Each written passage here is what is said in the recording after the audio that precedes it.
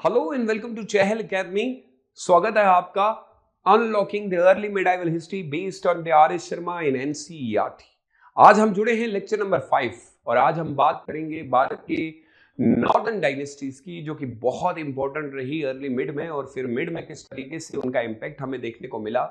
और अभी तक हम साउथ इंडिया की हिस्ट्री को जान चुके हैं।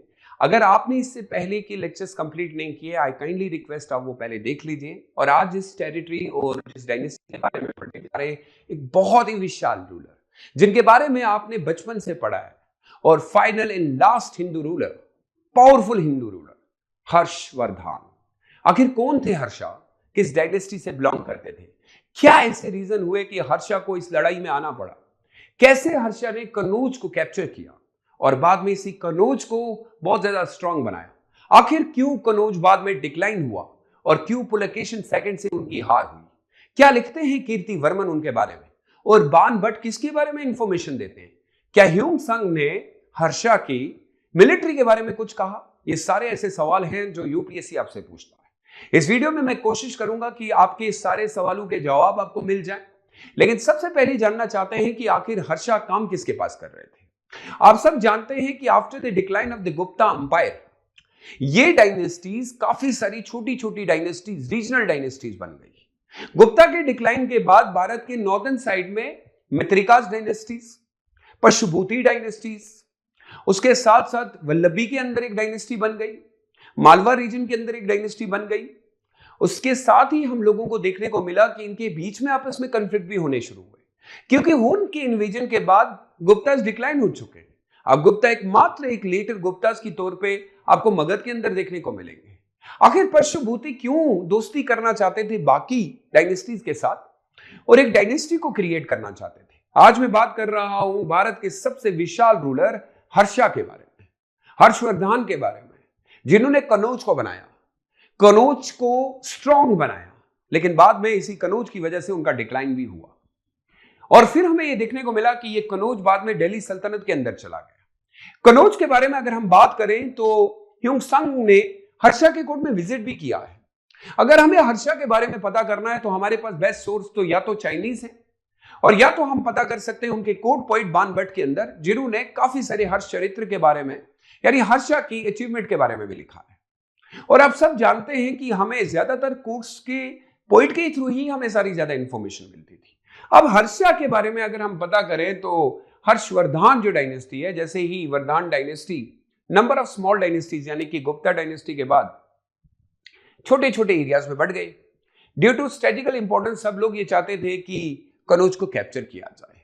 ये बात तो ये है कि after the decline of the Vardhan dynasty या हर्षा और लड़ाइयां हुई, और ये लड़ाइयां हो रही थी राष्ट्रकूटा, गुर्जरा प्रतिहार और पालास।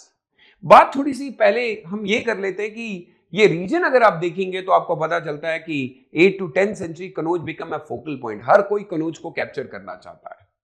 अगर आपको याद होगा, जब कनौज में हर्षा रूल कर रहे थे तो हर्षवर्धन डायनेस्टी के अंदर ये बड़ा क्लियर था कि हर्षा ने ये तय किया हुआ था कि वो, क्योंकि ऐसा माना जाता है कि वो कन्वर्ट भी हो गए थे। उसके बाद हर्ष के बाद अगर आप देखेंगे तो गुर्जारा प्रतिहारा पहले थी जिन्होंने कनौज को कैप्चर किया, और पाला डायनेस्टी में धर्मपाला लड़ रहे थे। वत्स राजा डिफीटेड द धर्मपाला, यानी अगर आप देखेंगे तो गुर्जारा प्रतिहारास ने पालाओं लोगों को हरा दिया और कनौज को कैप्चर कर लिया। उसी कनौज को जिसके ऊपर हर्षा कभी रूल करते थे। हर्ष वही जिनकी पुलकेशिन सेकंड से लड़ाई होती है और वो हार जाते हैं, और उसके बाद कहा यह जाता है कि हर्षा हर्षा नहीं रहे। हर्षा ने अपने समय में बहुत ज्यादा डेवलपमेंट करवाई थी, लेकिन कुछ सोसाइटी की कंडीशन अच्छी नहीं थी।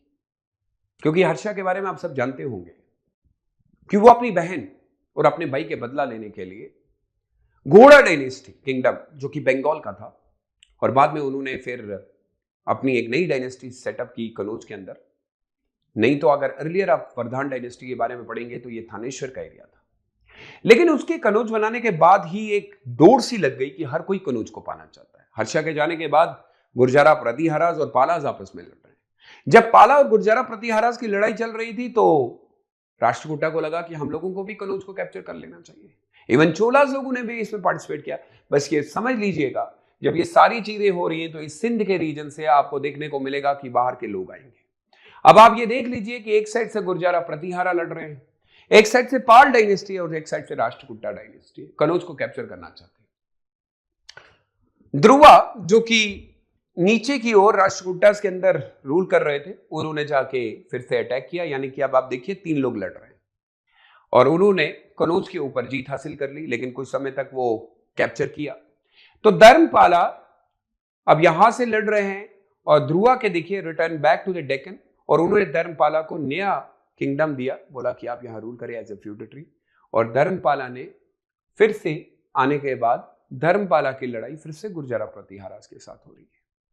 और इसी के साथ साथ एक सीरीज ऑफ वॉर देखने को मिलती है कि धर्मपाल अपने बदले चक्र योद्धा को वहां का कनौज का हेड बनाता है और कहता है, सबको भुलाता है कि कहता है कि देखिए मैंने कनौज को पा लिया। यह चीज गुर्जारा प्रतिहारास को पसंद नहीं आई और गुर्जारा प्रतिहारास देखेंगे तो नागभट्टा सेकंड चक्र योद्धा को मार देते हैं। यह सीरीज ऑफ वॉर है, एक आ रहा है और एक जा रहा है, लेकिन कनौज किसी को नहीं मिला।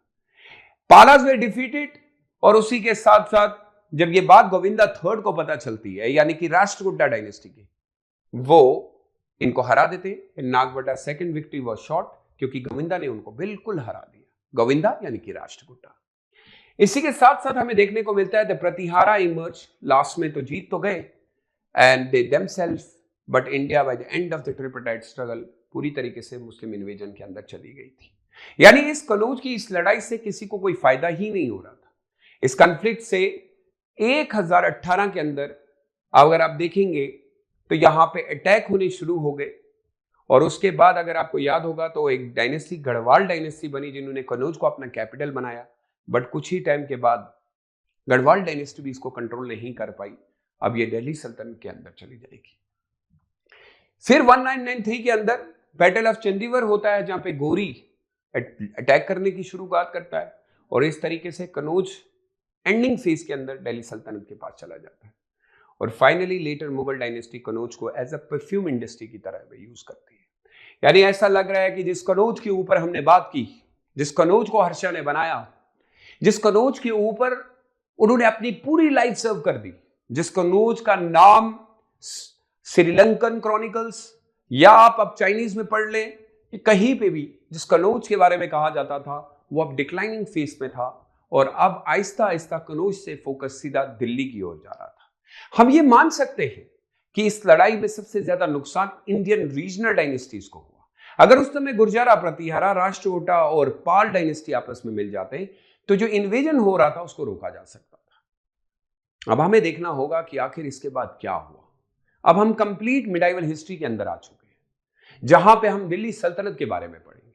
आखिर कैसे दिल्ली सल्तनत का इमर्जेंस हुआ, कौन थे विजयनगर एम्पायर, इस सारी चीजों को जानने के लिए आपको जुड़ना पड़ेगा न्यू सीरीज जिसका नाम रहेगा medieval history. Thank you so much, stay safe and stay blessed, see you in the next series, till then bye bye.